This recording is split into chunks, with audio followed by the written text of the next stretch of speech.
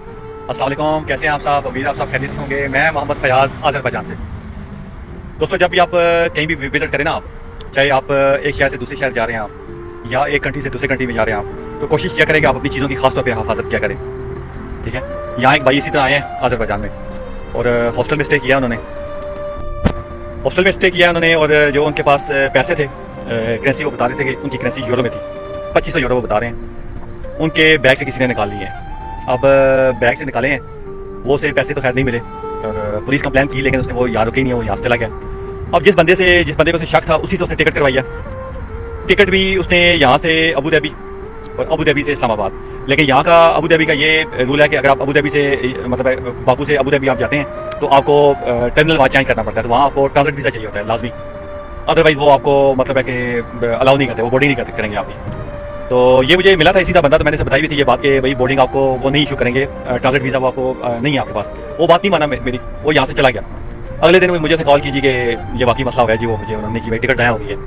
तो मैंने उसे कहा, मैंने कहा टिकट ज़ाया नहीं हुई, टिकट तू दोबारा करवा ले अपनी, और तू इस तरह करके जो है ना, टिकट तेरी है अभी, कोई मसला नहीं है इस पर, टिकट तेरी आगे हो जाएगी, लेकिन तू ट्रांजिट वीज़ा ले ले। तो उसने दोबारा उस लड़के से बात की जिसे इस पर शक था कि पैसे इसके निकाले हैं।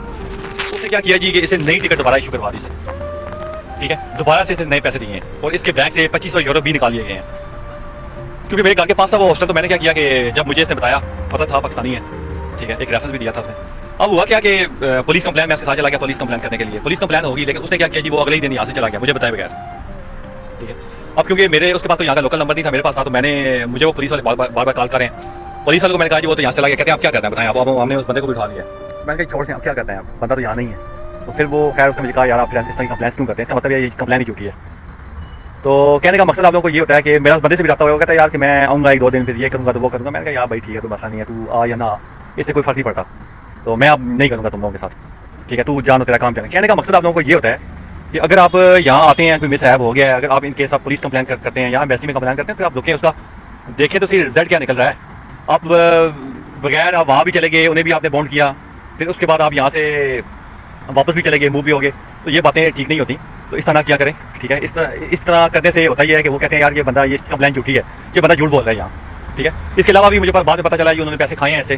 ठीक है, क्लब वगैरह में लेके जाते रहे हैं, वो बड़ा और भी हार्ड ड्रिंक करता रहा है वो बंदा यहाँ। तो दोस्तों, जब कोई बंदा कहीं मुश्किल में आता है ना, तो वो मासूम बन जाता है बिल्कुल। ठीक है, और मासूम और मजलूम बन जाता है वो। असल में होते भी हैं, ये बात नहीं है नहीं होते, लेकिन कुछ लोग ऐसे होते हैं कि जो मजलूम बन जाते हैं, मासूम बन जाते हैं, लेकिन वो एक्चुअली होते नहीं हैं इस तरह के। ठीक है, तो इसलिए इन चीज़ों से अवॉइड किया करें, और कोई अगर आपने ऐसा काम करना भी है तो अपनी चीज़ों का खुद ख्याल किया करें आप। अगर बाद में कोई मिसहैप होता है तो आपको कम से कम ये प्रॉब्लम ना हो कि भाई हमने यहाँ किसी का सहारा लेना है, या हमने पुलिस कंप्लेन करनी है, तो पुलिस कंप्लेन करनी भी है, तो फिर आप लोगों का काम बनता है यहाँ रुकना। आप यहाँ रुकें ताकि उस जो आपने कंप्लेन किया उसे फेस करें आप। फिर पुलिस भी आपको यहाँ की रिजल्ट देती है, वैसे भी इन्वॉल्व हो जाती है। जब आप यहाँ कंप्लेन करके यहाँ से भाग जाएं, तो फिर अगले यही कहते हैं कि ये कंप्लेन भी झूठी है और इसने हमारा टाइम भी वेस्ट किया है। तो इस तरह ना किया करें, कोशिश किया करें कि आप वो काम करें जिसमें किसी का नुकसान ना हो, अपनी भी इज्जत का ख्याल करें, और हमारी जो है ना एम्बेसी का भी और पाकिस्तान का भी।